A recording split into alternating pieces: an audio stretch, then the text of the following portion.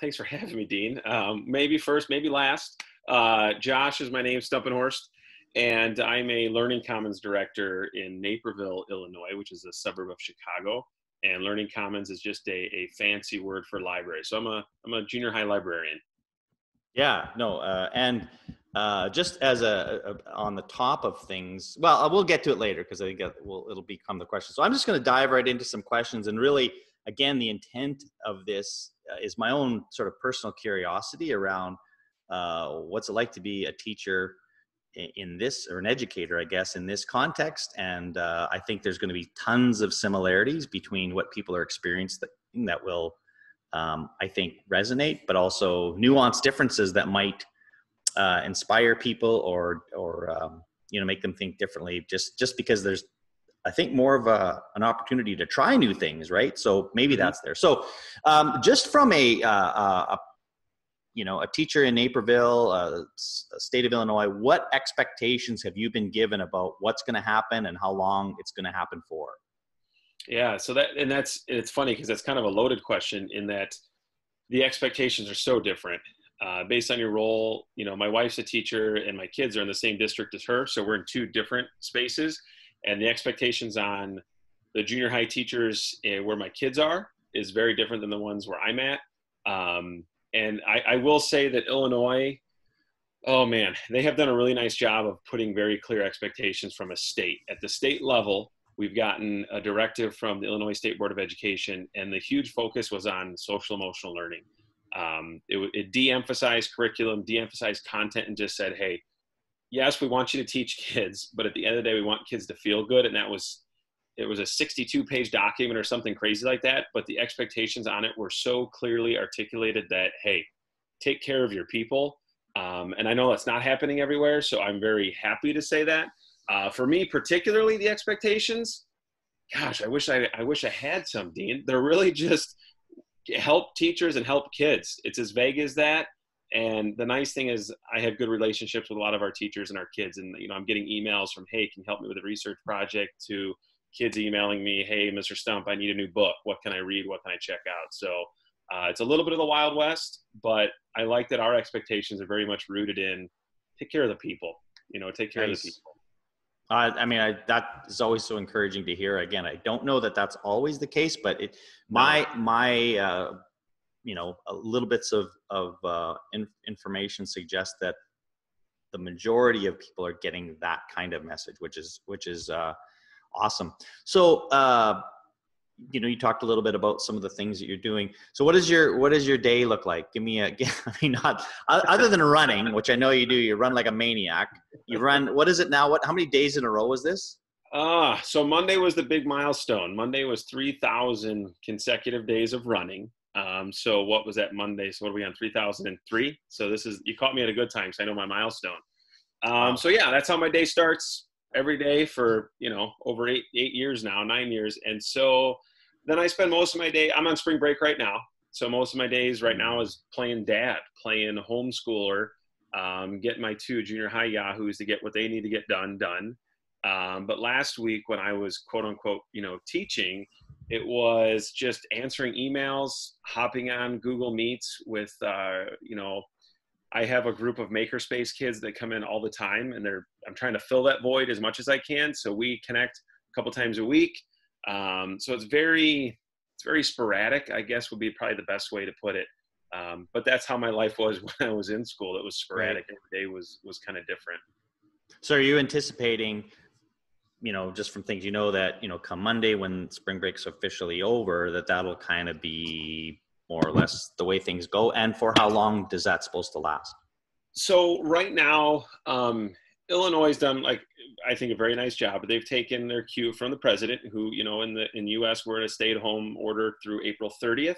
So I know my superintendent, I just got an email about 20 minutes ago we're going to be e-learning through that point for sure. I think you can kind of see the writing on the wall with other states in the U.S. kind of going down for the remainder of the year. I'm not saying that's what's going to happen, but I feel confident that I may not go back to school till August. So that's kind of what we're planning. So I think my days coming into next week, I know I've got like 6th grade ELA teachers. I'm going to be jumping into their classes because they're starting a research unit. So I'm just going to be kind of a little bit of buckshot hopping in here and there. I'm putting together read alouds and content. I've got a website up for kids to, things they can do at home for makerspace, but also ways they can get books. So I'm going to be kind of like all over the place while trying to juggle, being a dad at home, helping my kids because they also need that support. So what have you seen or maybe done personally? Well, I'm gonna brag on you a little bit, but before I do that, Yeah. like what have you seen either from your district or from your colleagues that really encourages you, that goes, boy, that was and I'm thinking more in terms of like a way that they've dealt with this social emotional learning issue and the way Mm-hmm. they've connected or just Yeah. something, and it doesn't have to be your district, maybe it's somewhere else. No, I'll definitely brag on my district, Naperville 203. Seeing the pictures being sent out around, we're on spring break and we still have folks that are delivering meals to kids' houses. That was not something we did before. We have people that are, doing read alouds to kids. We have teachers that are really going above and beyond. I think something like this shows you're great teachers. You see it. The ones, I mean, I'm not surprised by any of it. I'll say Right. that because some of the stuff that I'm seeing and the colleagues that I have, and I see what they're doing for kids, and I'm in awe of them, but I'm not surprised by it because the great people are doing great work. And even beyond the district, I sent a tweet out today about Jason Reynolds, who is a young adult author, one of my favorite authors, and he just sent out a tweet out, said, "Hey, who needs grocery money? Who needs food?" And he was Venmoing people money to buy groceries for their elders, for whoever. And I think that you're going to see some parasites jump out trying to use this as an advantage, but I see so many good people just saying, "Hey, what can I do to help?" And that's, was it Mr. Rogers that said, "Look for the helpers"? Like Right. there's so much of it that it's for me right now overpowering the negativity on social media. And I think it's a pretty powerful thing. Absolutely. And I mean, if there's any time we can be a little bit, I don't know, some people use the word toxic positivity, but I think maybe now we kind of need that a little bit overboard just because we're battling a lot of things. So, Yeah. and then, so the thing that I guess I'm encouraged, Josh, this is where I was going to say brag on you, is that I know you've been working on a little project connected to your work with 3D printing and makerspaces. Just give us a quick update around what you're doing with that.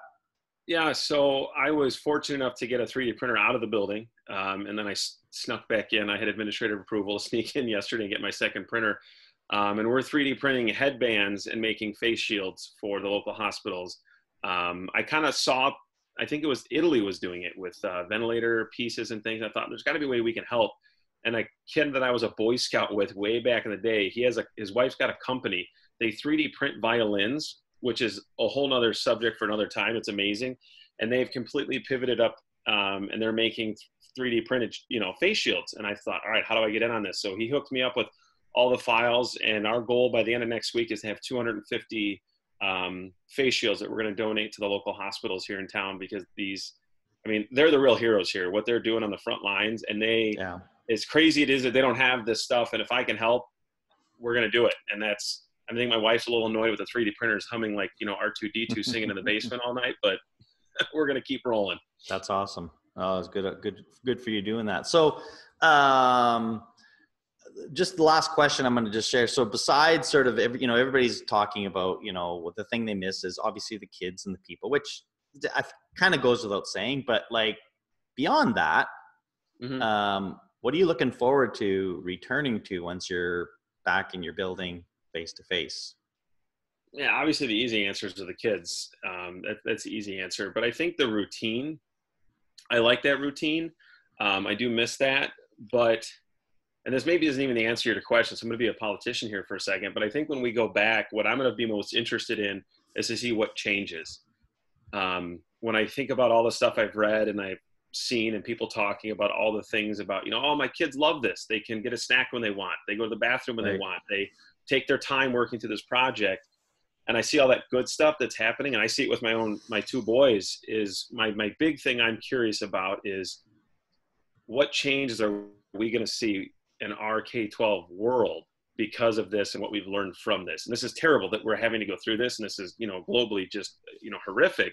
But what are the positives that's going to change? That's what I'm really curious to see what happens.